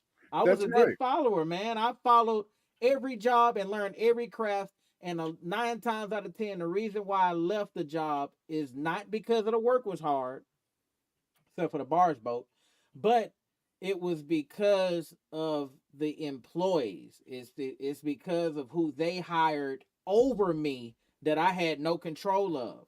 No one wants to work for a dick. No one wants to work for a prick. No one wants to work for people that's having bad experiences in their life and taking it out on you. So yeah, that experience means a lot. Having someone that shares that vision with you makes it even more special. And being a workaholic. Dr. Clyde Winters is a workaholic. The brother can't stop working. His wife had to say, "Hey, stop, chill." He wouldn't have. Go ahead. Well, the thing is that, but I learned because when I was out of work those 5 years, man, when I was out of work those 5 years, when I was out of work those 5 years, man, I wanted a job so bad that I took all of my research, all of my work. I just deciphered OMAC, I just Merodic, and I took all of my work and I took it all out in the backyard. And I took it outside my house and I put it all in the garbage can and set it on fire. Oh, goddamn, what? I thought you was going somewhere good with it. No, I wouldn't set on fire. I said, God, give me a job. I said, God, give me a job. Yeah. And then luckily, in a sense, I started working. But like Karen Benzan said, I worked at my job for 30 years. I always went to school for free. I took only business administration in college. After I went to a private tailoring school. And this is very important. Like you said, you got to keep going. Like me, by the time I retired, I was making more than my principal. But I had 2 jobs. But I was making more than my principal, because the principal who hired me, he had left years ago, but I was at the same spot for 21 years. And so then, but I was making more than my principal because of the fact that I had a master's degree plus 46 hours, then a PhD. And I had 2 master's degrees, 46 hours of PhD. So back then, if the more education you got, the higher your pay got. And by the time I retired, I had principals who were jealous of me because they wasn't making as much money as me. But then I thought back when I started teaching in 73, and I used to tell my wife, damn, these old motherfuckers, why don't they get out the way? And she said, Clyde, and I said, because I wanted to be teaching, man. Right. And then one day before I retired, my wife said, now what do you think with your ass? You don't want people moving out. I said, that was different then.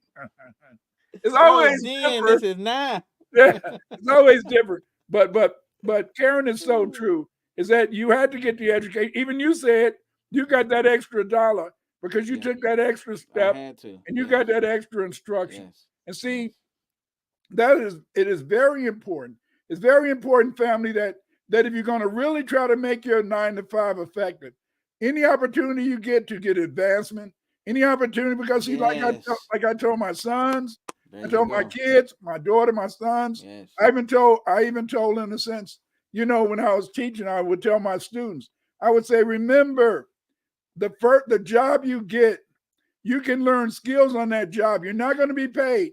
You're not going to be paid for those skills you learn, but you can take those skills somewhere else. But I think Karen, TW, the thing that makes it so bad now is that I was able to stay at my last school for 21 years. I stayed at I was at Governor State 11 years, taught at St. Xavier 3 years.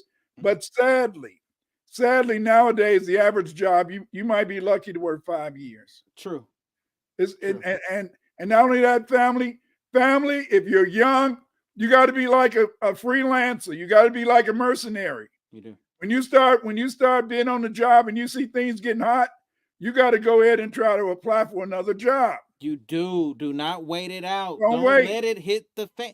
Don't let the shit hit the fan and then looking for your gas mask later. Right. You see it coming. You see what's up. You see what's happening. Make that initiative and move on there. Remember, if you in one of these major cities that have a lot of job opportunities, it ain't your first. It ain't your last. It won't be your last. Because the worst thing you can run into is somebody that didn't had a job a long time and never had different jobs. Because sometimes they don't know what it's like in the real world. But you had to be prepared And I'm sorry to say this, family, but you can't just always depend on a job. When things look funky, if you see an opportunity to move over and make more money, you got to move out. Do you know in a sense that the average pay for Black people in 2021 was $22,000 a year. Whoa.